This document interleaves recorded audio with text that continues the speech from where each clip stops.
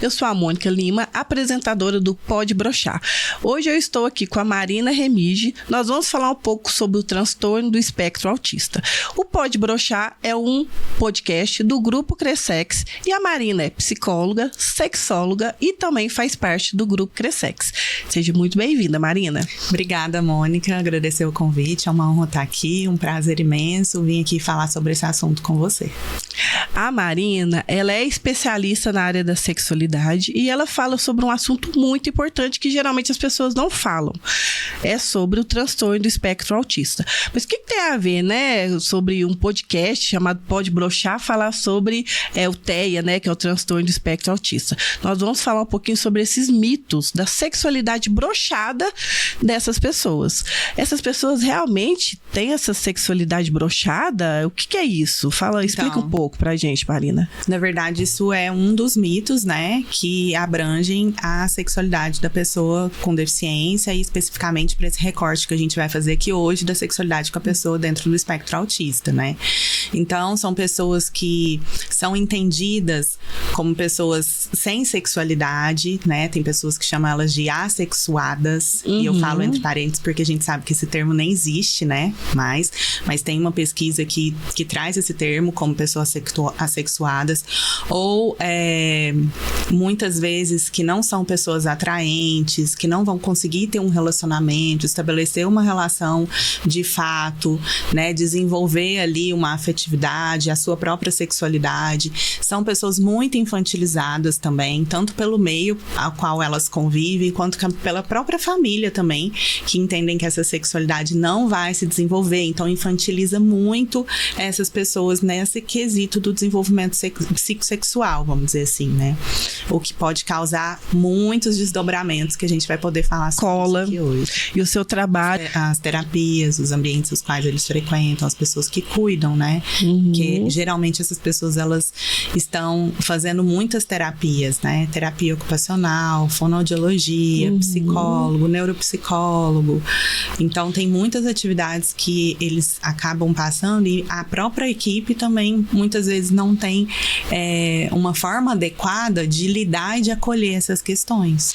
Acreditam que, por causa da questão do transtorno, são crianças para sempre.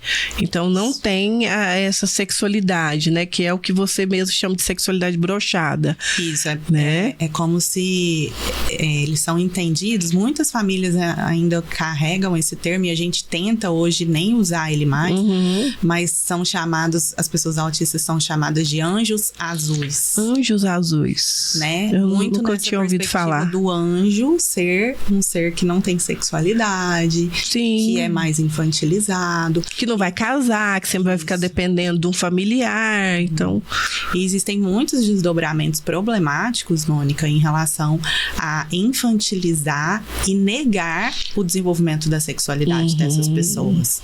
O principal deles é o risco a vulnerabilidade que eles têm em relação a abuso sexual. Abuso, com certeza, porque... Eu trouxe até uns dados estatísticos aqui para poder mencionar aqui, que eu acho que é muito importante da gente falar sobre isso, que é uma das responsabilidades que a gente tem, né? O seu trabalho, ele é voltado para a área da sexualidade, você atende várias queixas, né? Isso. Mas você tem um trabalho especial, né? Sim. Nesse contexto aí, desses projetos na área do TEA, não é? Explica um pouquinho pra gente. Você trabalha nessa área, atende essas queixas nessa área? Como que é seu trabalho? Então, eu atuo em diversas áreas, né? Eu atuo na clínica e atuo também na parte educacional, relacionada à educação sexual, nas escolas, com adolescentes, famílias, né?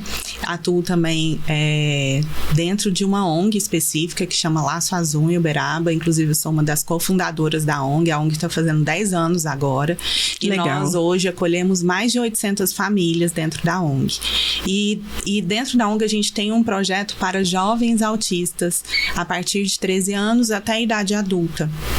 onde nós estamos hoje lá com um grupo de 15 jovens, e eu estou no projeto como sexóloga desse projeto.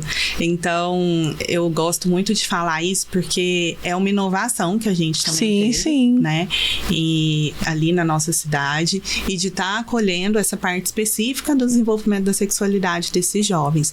Só que, além de eu acompanhar os jovens em grupo, eu acompanho eles também em intervenções individuais, que às vezes são necessárias porque vão surgir questões da individualidade deles, do entendimento da própria identidade, da orientação sexual, do interesse por outras pessoas ali, que podem surgir até mesmo no grupo, como já aconteceu. E também, paralelamente a isso, eu faço a orientação com as famílias, que têm muita dificuldade também para lidar com esse aspecto da sexualidade, do desenvolvimento deles, e com a equipe que atua dentro do projeto, né? Então, a gente consegue abranger todas essas pessoas aí dentro dessa proposta para falar de sexualidade, desmistificar esse tanto de questões que existem. De tabus, envolvem, né? A área da sexualidade a gente já sabe que tem muitos tabus, mitos. E é quando fala de transtorno, autista, já pensa de cara assim, não, mas não vamos mexer com isso não, eles não têm sexualidade. Só que nós, como sexólogas, nós sabemos que sexualidade, ela tem todas as pessoas, independente de qualquer pessoa. Então, é mito. Isso. É mito que as pessoas no transtorno de espectro autista não têm sexualidade. Tem, elas têm sexualidade, só que com algumas questões específicas, não é? E assim, igual você tá falando, tanto a sexualidade quanto a deficiência, elas são aspectos encobertos de mitos, encobertos, né? De tabus, de estigmas. Então, falar de sexualidade para essa população é um desafio muito grande, né?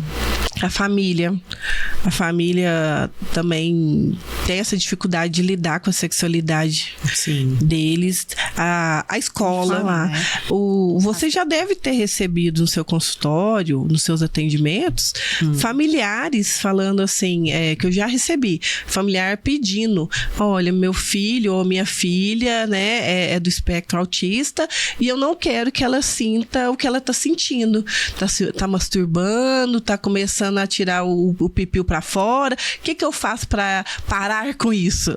É como se tivesse algo pra impedir que essa coisa natural, que é a sexualidade, né? Tinha que ter alguma coisa. E aí entra muito com a medicação, né? Vamos controlar esses impulsos, vamos tentar manter isso.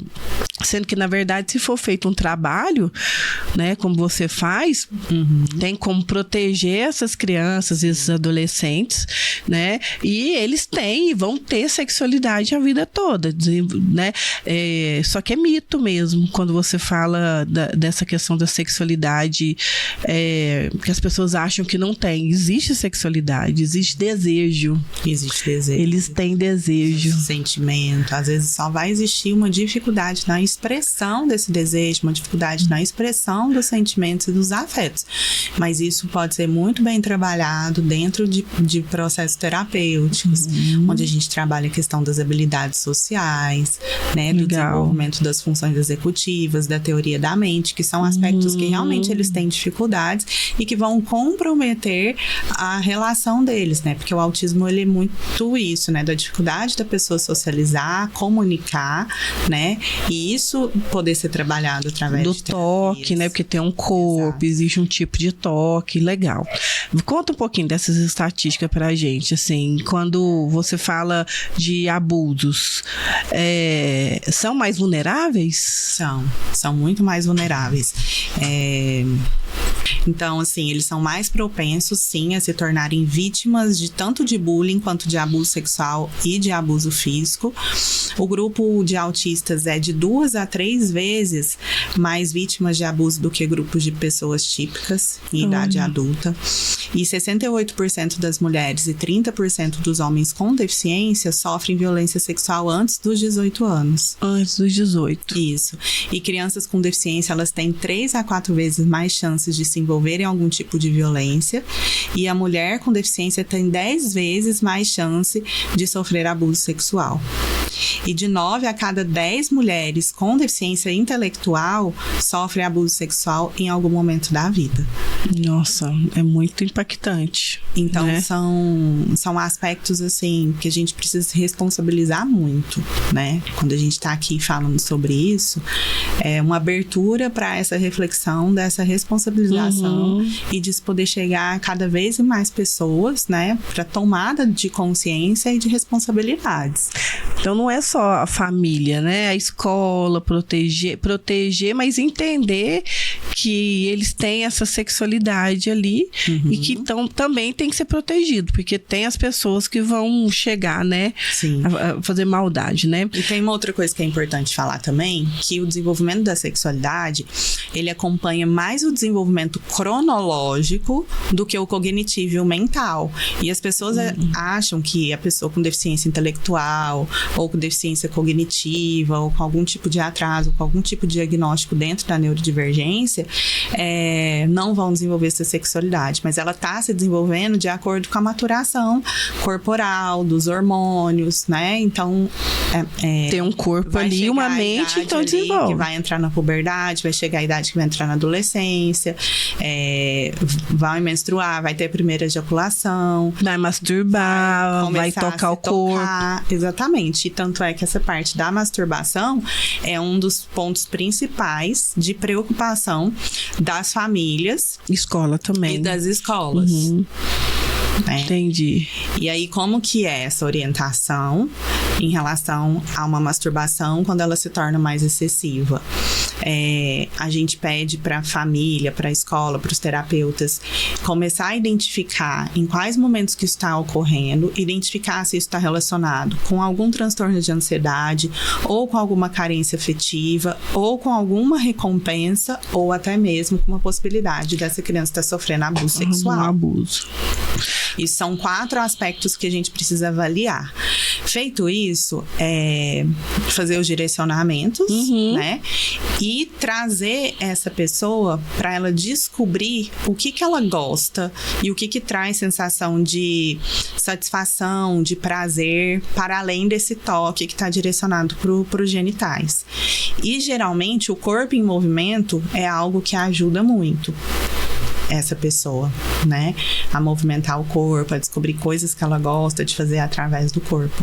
Porque muitas vezes ela, principalmente na entrada da adolescência, esse adolescente, a família começa a não sair de casa com ele, a não ter tantas atividades. Começa a isolar, né? Na verdade. Mais isolado. E aí ele descobre o prazer no corpo. E isso pode se tornar a única fonte de prazer dessa pessoa. Eu fiquei pensando agora, tem a questão até da pornografia também aí. Também. Então, se eu vou me isolar, eu tenho um celular, eu tenho ali alguma coisa que eu consigo acessar e aí pode ir até para esse caminho de pornografia. Isso que você está dizendo é independente de nível de suporte, porque a gente tem os 3 níveis de suporte dentro do espectro autista, né? Nível de suporte 1, 2 e 3. Então, no nível de suporte 3, que a pessoa precisa de um suporte mais contínuo, mais substancial, que às vezes ela nem tem uma pessoa que é não falante, né? Tem um caso lá específico que eu acompanho, que é um adulto já, ele tem mais de 30 anos, ele é não falante, não alfabetizado, porém vira e mexe, a mãe dele encontra, ele usa o celular da mãe, a mãe dele encontra, busca no Google dele com a palavra sexo. É só colocar ali, mas buscar. Ele não é alfabetizado. Olha. Não é alfabetizado, ele é não falante. Então, olha pra você ver como que é possível acessar esse tipo de conteúdo, independente do nível de suporte. Essa foi uma questão de preocupação que a mãe trouxe pro grupo, sabe? Então, isso acontece. E aí, como que a gente acessa essa linguagem para todos os níveis de suporte? Quando eu tô trabalhando ali em grupo, que eu vou trabalhar um tema específico com eles, igual esses dias para trás, trabalhei sobre a higiene íntima. Como que eu vou adequar essa linguagem para que todos os níveis de suporte possam me compreender? Porque tem umas 3, 4 ali que são não falantes e tem alguns que são não alfabetizados. Mas o corpo fala também, Mas né? sabe como que é a adaptação com eles? O uso de imagens. O uso de imagem como se fosse uma linguagem universal pros autistas. Sim, é o princípio da linguagem, né? Isso. Associa. E aí a gente consegue unir todo mundo, colocar todo mundo no mesmo nível ali de compreensão através do uso das imagens. E aí até para orientação sobre masturbação, a gente tem imagens que a gente consegue utilizar com eles, delimitando o espaço, onde fazer, local adequado, não proibir, mas delimitar um espaço. E aí a gente delimita ou no quarto ou no banheiro da própria casa. Porque se a gente fala banheiro, tem banheiros em vários lugares. Já teve algum familiar que pediu para não trabalhar isso com os seus pacientes? Tipo, não trabalhe isso com ele. A parte da sexualidade eu não quero. A própria família mesmo negando isso. Tem. De um que é mais adulto e acha que ele não precisa, que ele não fala sobre isso. E por mais que a gente explique que é muito mais abrangente, é muito mais profundo, essa família ela não gosta quando tem essas atividades. Olha só. Acaba que fica restringindo, né? Mas a gente respeita, né? E sempre conscientiza da importância. Né? Sobre a educação sexual inclusiva, por que você acredita que ela é fundamental? Educação sexual inclusiva, ela é exatamente a importância dela, é isso que eu te falei, né? De como que a gente vai adequar essa linguagem para a gente conseguir fazer com que todos tenham um nível de compreensão. Então, olha o quanto é importante. Se eu vou ali pro grupo e trabalho só com uma linguagem falada, não vou acessar o nível, às vezes o nível 2 e nível 3 de suporte. Né? Então, uma intervenção de educação sexual inclusiva é você entender quais são as pessoas que estão ali no seu grupo e você adaptar essa linguagem, adaptar os materiais para poder levar essas informações para esse público. Achei interessante você trazer dessa questão do suporte do nível 3, porque as pessoas, né, a maioria das pessoas já pensa assim, não, o nível 1, ok. O 2, vamos ver, mas não, então o nível 3 também é possível sim trabalhar a sexualidade e na verdade é muito importante, né? Então, como essas famílias e profissionais podem ajudar essas pessoas? Como que podem estar auxiliando ali de uma forma assertiva, né? Essas pessoas do transtorno do espectro autista, se capacitando, como que elas podem fazer? Sim, eu vejo muito assim a possibilidade da gente levar, né, essa conscientização para essas pessoas e essas pessoas estarem abertas a receber isso também, né?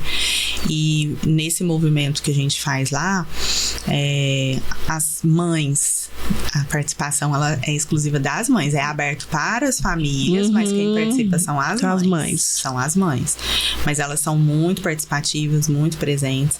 A equipe também. Então, o que acontece? Quando a gente vai fazer o grupo de mães, essas mães vão e colaboram como? Com as observações dentro de casa. Com o que acontece com eles dentro do convívio delas e trazem para o grupo para ser trabalhado. A equipe de profissionais, elas também estão atentas aos movimentos relacionados a essa parte da sexualidade ali, em outras atividades que elas fazem dentro da instituição e trazem também para essa conversa. Então, eu vejo que é muito isso, assim, de estar com esse olhar aberto, perceptivo, né? E receptivo a essa troca. Porque muitas pessoas, muitas famílias se fecham, não querem falar sobre, estão cheias de dúvidas, mas tem tanto tabu, tanto preconceito, tanta vergonha de falar sobre o assunto, que nem se permite, né, abrir esse espaço para esse tipo de troca. O seu trabalho, na verdade, ele precisa vir lá do básico, é de mostrar para essas famílias e para esses profissionais que acompanham eles, de que é importante falar sobre sexualidade, independente de que sexualidade. Exatamente. É ir no básico, né? Falar assim, vamos falar sobre sexualidade em todos os aspectos, né? E deixar claro que eles desejam sim, que eles têm vontade sim. Sim. Né? Desconstruir esse tabu mesmo, esse mito, né? De que eles não têm sexualidade. A sexualidade, ela faz parte da vida de todas as pessoas, sem exceção. Desde o momento que a gente nasce ou da concepção até o momento que a gente morre. Sem exceção. Né? É só realmente adequar a forma de falar. Sim, sim. E essa adequação a gente consegue fazer através dessa adaptação de materiais que a gente já tem disponíveis para serem trabalhados, de materiais para educação sexual infantil que a gente adapta para essa possibilidade de compreensão dos níveis de autismo. Todo mundo tem aquele familiar que às vezes fala assim, não, ele não namora, não, ele não vai namorar, não. É como se colocasse esse rótulo de que se tem um transtorno ou se tem alguma deficiência, alguma questão ali, já ficou claro, não, eu não vou deixar ele namorar, não, ele não vai namorar. Isso. Não precisa, não, ele não sente essas vontades. É engraçado que às vezes tem as piadinhas com as crianças, né? Você já tá namorando? Mas quando é alguém do espectro autista, nem fala sobre isso. Nem comenta, como se, não vou perguntar sobre isso. E se sente ali no comando de definir a vida sexual de uma pessoa. Do outro. A vida sexual e afetiva de uma pessoa, né? Isso é muito sério. É muito sério. Muito sério. Sem considerar, né, os próprios desejos, as próprias vontades. Desconsidera toda uma existência. Eu já ouvi mãe falando assim, não, ela não vai casar. Como assim? Não vai casar, eu não vou deixar ela casar. Não, ela não pode casar. Por que não? Tem pouco tempo que a gente vê na televisão casamentos. Né? A questão, o Down é uma coisa que a gente vê mais, é mais comum a gente ver, né? Teve uma época aí de novela e mostra, né, os casais ali casando. É agora, recente. Antes nem se falava disso. Tem uma série muito legal na Netflix que ela mostra uma equipe de profissionais que vai conduzir jovens autistas para o desenvolvimento de suas relações.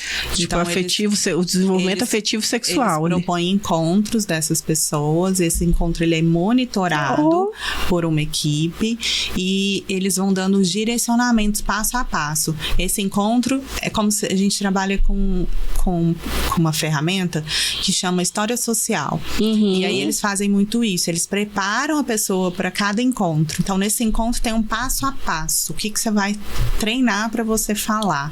É como se fosse um treino mesmo. Porque a habilidade social a gente treina, né? Todo mundo, independente se tem transtorno ou não. Dificuldade, exatamente. Então, eles vão para os encontros e aí eles desenrolam aquilo que foi trabalhado com eles. Aí vai ter nos próximos encontros. Aí vai ter nos que vão dando certo, os que não vão dando. É uma série muito interessante. Chama Amor no Espectro. Olha, legal. Fica aí a dica, gente. E tem um filme também que chama Goyo, Goyo, que também fala de um adulto autista que vai também se apaixonar e ter um relacionamento Isso eu assisti. É bem legal. É muito lindo. E tem também Atypical, né? Que é uma série mais adolescente, que aí mostra mais a vida adolescente. Então, são 3 dicas aí que trazem muito essa questão da sexualidade dos autistas. Para quem está nos ouvindo, e tem um familiar, alguém dentro do espectro autista, e que essa pessoa está isolada, está ali sem um acompanhamento, o que você recomenda? Assim, o que procura? Procura um pediatra, já vai na psicóloga, não faz um acompanhamento, não faz. Porque tem casos que está isolado, quieto. Né? O que o familiar... Não, tem um diagnóstico, mas não faz um acompanhamento, fica ali isolado. Esse familiar, né? O que você fala para esse familiar pra gente convencer ele a levar essa pessoa ali a fazer um acompanhamento, uma interação social, melhorar isso? O que você fala para convencer essa pessoa que não, né? Ele não vai casar e nela vai casar. Vão casar sim, vamos fazer de tudo para que eles tenham uma vida aí afetiva sexual. O que você recomenda? Então, assim, eu penso que esses centros de convivência conviver com os iguais. Conviver com os iguais. É muito importante. Muito importante. Então, assim, encontrar na sua cidade, se há esse espaço, igual lá em Uberaba, Sim. temos a Laça Azul, e a gente tem lá o grupo de jovens, tem o grupo de crianças. Ali as pessoas vão, se encontram e convivem. A gente consegue fazer festas com eles, passeios com eles.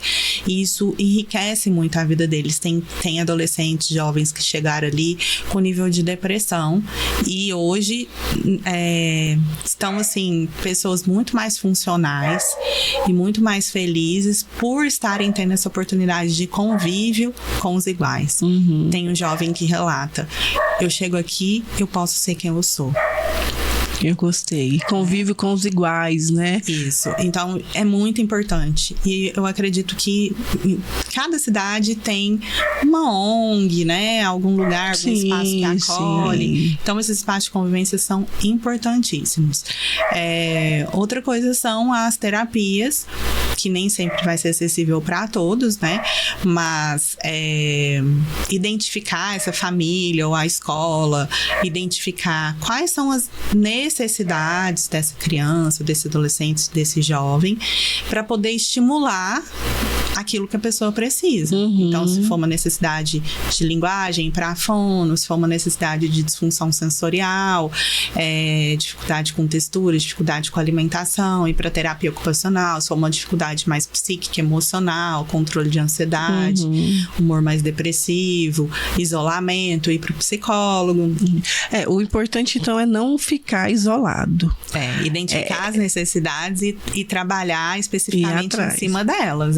E aí, quem não soubesse, eu não sei onde procurar, entra em contato com a gente, que a gente vai orientando. Tem posto de saúde, procura assistente social, uma psicóloga, sempre tem, né, gratuita, uma médica, uma clínica geral, alguém que vai direcionar, né? Não fique pensando assim, meu filho ou minha filha é isso aí, não tem jeito. Não é isso. Todo mundo tem vida, todo mundo tem que viver, né, dentro das suas condições, todos. Não existe mais isso, porque a gente sabe que a luta antimanicomial, por exemplo, o que acontecia antes?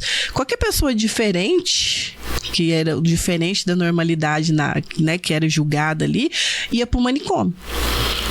E a gente sabe que isso hoje não existe mais. As pessoas, elas têm o lugar delas no mundo, né? Então não existe mais isso. Eu vou isolar e aí o problema acabou. E não, na verdade, as pessoas, elas precisam estar convivendo, né, com outras pessoas. Isso que você está dizendo é muito importante, porque uma pessoa, por exemplo, que ela tem um nível de suporte 1 ou 2, se ela for muito bem estimulada, se ela tiver um diagnóstico precoce e se ela já iniciar as estimulações ali, ela pode facilmente passar para o nível 1 de suporte, a pessoa que é nível 3 ser uma pessoa nível 2. Sim. Então tem uma evolução também dentro do espectro, assim como temos o quê? Uma involução, uma regressão. A pessoa que ela é nível 1, nível 2, ela pode sim descer de níveis. Então, a depender disso, a pessoa vai ficar isolada, a pessoa vai ficar sem estímulo, sem socialização, né? O quanto que isso também vai fazendo com que a pessoa possa transitar dentro do espectro. Sim, e além das pessoas do espectro, que são grandes gênios, são pessoas aí que estão em grandes empresas, influencer, na vida artística, que a gente vê que são pessoas que, quando são desenvolvidas, né, quando desenvolvem essas habilidades, são pessoas que conseguem muitas coisas, né? Eu acho que tudo que é trabalhado, lapidado, não sei se eu poderia falar assim, fica muito bem resolvido ali. E eles dão muitos sinais, né? De onde eles estão tendo mais interesse, onde eles estão tendo mais habilidades. E também é muito nossa responsabilidade enquanto família. Eu também sou mãe, né? De um adolescente autista, que vai fazer 14 anos agora. E depois de um tempo, eu resolvi focar os estímulos dele, não onde ele tem dificuldade, porque eu via que isso estava deixando a autoestima dele mais baixa. Aí eu resolvi estimular ele naquilo que ele tem interesse e habilidade. E a gente descobriu interesse e habilidade pelos esportes. Porque a tendência é a gente achar que tem que ir naquilo que não é bom, para poder ficar bom. E deixa de lado aquilo que é bom, olha só. E aí ele foi pro esporte. E aí que legal. Que legal. E se identificou muito, tá se desenvolvendo muito bem. Então tem isso, né? Eu preocupo muito com a adolescência e a vida adulta do autista também.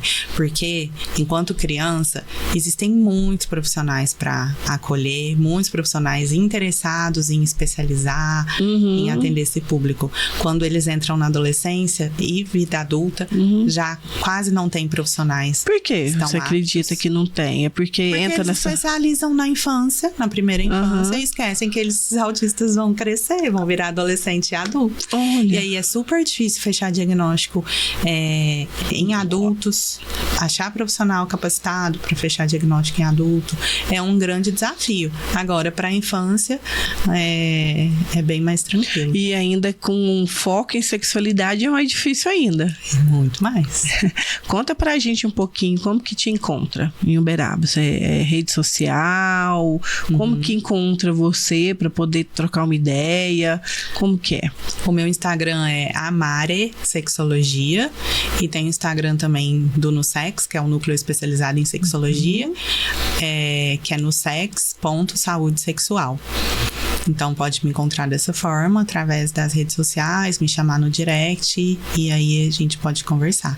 E também tem o Instagram do Laço Azul, que é @laçoautismo. E aí lá também vai encontrar todas as atividades que são oferecidas pela instituição, os eventos. A gente também está fazendo um curso de formação em autismo em parceria com a UFTM. Legal. Inclusive, minha aula já vai ser na segunda-feira que vem sobre essa temática da sexualidade. Então, a gente faz um movimento bem interessante ali para Uberaba e região. Então, quem estiver também precisando, pode contar com a gente ali. Além disso, eu faço supervisão, atendimentos online e palestras específicas sobre essa temática também ali. E não esqueçam, gente, sexualidade todo mundo tem. Então, para com essa coisa de achar que não, ele não tem sexualidade porque ele tem um transtorno. Para com isso, porque isso a gente está colocando essas pessoas dentro numa caixinha ali e não é esse o ideal. Então, todo lugar, toda cidade hoje com rede social é possível acessar, né? Pessoas especialistas como a Marina tiram dúvidas. Hoje a Marina é uma das nossas professoras do Grupo Crescex, falando sobre esse tema e outros temas. Por que que esse tema precisa ser falado? Porque existem essas pessoas e elas precisam de acolhimento, de tratamento, precisam de direcionamento.